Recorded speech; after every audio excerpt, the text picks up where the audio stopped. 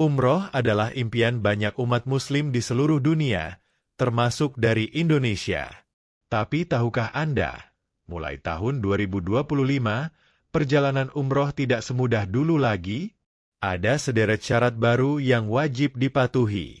Bahkan, banyak calon jemaah yang sudah memegang tiket dan membayar travel terpaksa batal berangkat karena syarat tidak lengkap atau salah prosedur. Ironisnya, banyak yang tergiur promo harga murah dari travel tak resmi. Hasilnya, ditolak masuk Arab Saudi atau bahkan dideportasi di bandara internasional. Jangan sampai niat suci Anda beribadah justru terganjal hanya karena kurang informasi. Apa saja sebenarnya persyaratan terbaru kalau mau berangkat umroh tahun 2025 ini? Apa yang membedakan dengan tahun-tahun sebelumnya? Dan bagaimana supaya perjalanan ibadah kita aman, sah, dan tenang? Sebelum kita kupas tuntas satu persatu, jangan lupa tekan tombol subscribe agar Anda tidak ketinggalan info terbaru seputar haji dan umroh langsung dari sumber terpercaya. Tulis juga komentar di bawah dengan kata, "Saya siap berangkat umroh 2025 jika Anda ingin dilancarkan niat ibadah ke Tanah Suci." Channel ini akan terus hadir dengan konten inspiratif dan informatif yang bisa membantu Anda mempersiapkan ibadah lebih baik. Mari kita mulai dengan syarat-syarat utama untuk bisa berangkat umroh tahun 2025. 1. Paspor internasional dengan masa berlaku minimal 6 bulan. Syarat pertama ini terkesan sederhana, tapi banyak yang sering mengabaikan. Paspor Anda harus aktif dan masa berlakunya minimal 6 bulan dari tanggal keberangkatan. Jika kurang dari itu, permohonan visa bisa langsung ditolak sistem. Bahkan travel resmi pun tidak bisa memproses lebih lanjut. Jadi, pastikan sejak awal Anda cek masa berlaku paspor dan langsung perpanjang jika mendekati masa kedaluarsa. 2. Visa umroh yang resmi dan terverifikasi. Arab Saudi pada tahun 2025 memperketat sistem visa.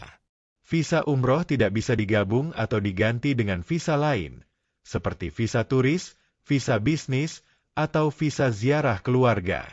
Sekarang, setiap visa harus diproses khusus oleh sistem bernama Makam yang dikelola langsung oleh Kementerian Haji dan Umrah Arab Saudi. Disinilah peran travel resmi sangat penting. Visa palsu, visa yang diproses non-resmi, atau manipulasi dokumen bisa berujung pada penahanan atau deportasi di bandara. 3. Akomodasi dan tiket pulang pergi terdokumentasi di sistem Makam. Berbeda dengan tahun-tahun lalu, Arab Saudi kini mensyaratkan bahwa setiap calon jemaah umroh sudah memiliki akomodasi resmi dan tiket pesawat PP yang tercatat di sistem Makam. Tanpa ini, visa tidak akan keluar. Artinya, Anda harus booking hotel dan tiket lewat travel resmi yang sudah bekerja sama dengan provider yang terdaftar di sistem Saudi. Hotel pun tidak boleh sembarangan, harus yang sesuai dengan klasifikasi dan lokasi tertentu, terutama di Makkah dan Madinah. 4. Sertifikat vaksin yang diakui Arab Saudi. Meskipun pandemi sudah lewat, syarat vaksin tetap berlaku. 2 jenis vaksin utama yang wajib adalah COVID-19 dosis lengkap, minimal 2 kali dan booster. Vaksin meningitis, ACWY, yang dibuktikan dengan buku kuning dari Kantor Kesehatan Pelabuhan, KKP. Tanpa buku kuning atau bukti vaksin resmi, Anda bisa ditolak saat proses keberangkatan atau ditolak masuk oleh imigrasi Saudi. Ingat, sertifikat vaksin yang tidak diunggah di sistem bisa dianggap tidak sah. 5. Bekerja sama dengan travel umroh resmi, PPIU. PPIU atau Penyelenggara Perjalanan Ibadah Umrah adalah travel yang memiliki izin resmi dari Kementerian Agama Republik Indonesia. Jangan sekali-kali tertarik ikut umroh lewat jalur, mandiri, atau travel tidak jelas. Arab Saudi kini hanya mengizinkan pengajuan visa lewat travel yang sudah terverifikasi. Setiap jemaah yang datanya tidak terdaftar lewat travel resmi bisa dianggap ilegal.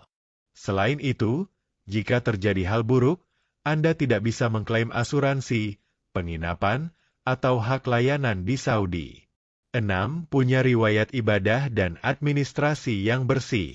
Semua calon jemaah umroh akan dicek rekam jejaknya. Jika pernah overstay, melanggar aturan, atau masuk daftar hitam keimigrasian Saudi, kemungkinan besar akan ditolak otomatis.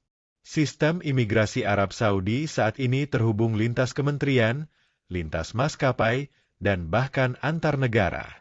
Jika sebelumnya Anda pernah tinggal melebihi waktu visa atau terlibat pelanggaran hukum, kemungkinan besar nama Anda akan ditolak sebelum keberangkatan.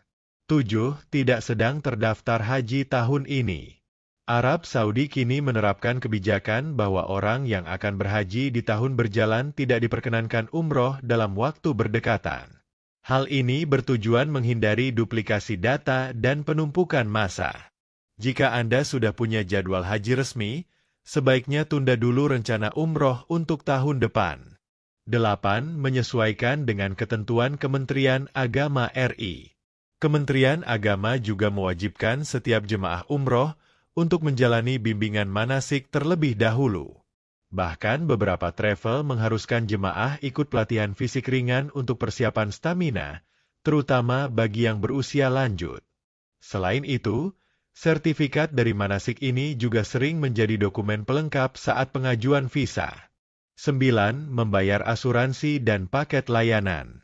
Arab Saudi kini mewajibkan setiap jemaah umroh memiliki asuransi perjalanan dan kesehatan. Biaya ini biasanya sudah termasuk dalam paket travel, tapi ada juga yang membebankan secara terpisah. Pastikan Anda memahami isi polis asuransi dan layanan yang Anda dapat, seperti ambulans darurat, rawat inap, kehilangan barang, atau kepulangan darurat. 10. Mematuhi jadwal dan area yang ditetapkan. Mulai tahun 2025, Saudi menerapkan sistem tracking terhadap setiap jemaah umroh. Anda akan diminta mengaktifkan aplikasi nusuk atau tawakalna yang akan mencatat rute ibadah Anda. Ini bertujuan untuk menghindari kepadatan, serta memantau keselamatan jemaah. Bahkan akses masuk ke Masjidil Haram bisa dibatasi jika kapasitas sudah penuh. Karena itu, penting sekali untuk selalu ikut jadwal yang ditetapkan travel dan tidak beraktivitas sendirian di luar zona aman. Sahabat sekalian, berangkat umroh di tahun 2025 tidak bisa dilakukan secara sembarangan. Kita tidak hanya butuh niat dan biaya, tapi juga harus siap mengikuti segala aturan resmi yang ditetapkan pemerintah Arab Saudi dan Kementerian Agama RI. Dari mulai paspor, vaksin, visa, hingga sistem akomodasi dan asuransi, semua harus rapi dan sesuai regulasi. Jangan hanya karena ingin murah, kita tergiur oleh travel tak berizin. Risikonya terlalu besar. Ingat, ibadah itu harus sah secara syariat dan juga sah secara administratif. Kalau Anda merasa video ini bermanfaat, silakan tekan tombol like dan share ke grup WhatsApp keluarga atau teman-teman Anda. Semoga semakin banyak orang yang tercerahkan dan terhindar dari kesalahan fatal sebelum umroh. Dan sekali lagi, jangan lupa tekan tombol subscribe dan aktifkan notifikasi loncengnya, karena di channel ini Anda akan terus mendapatkan informasi terbaru dan terpercaya seputar ibadah haji dan umroh. Sampai jumpa di video berikutnya. Wassalamualaikum warahmatullahi wabarakatuh.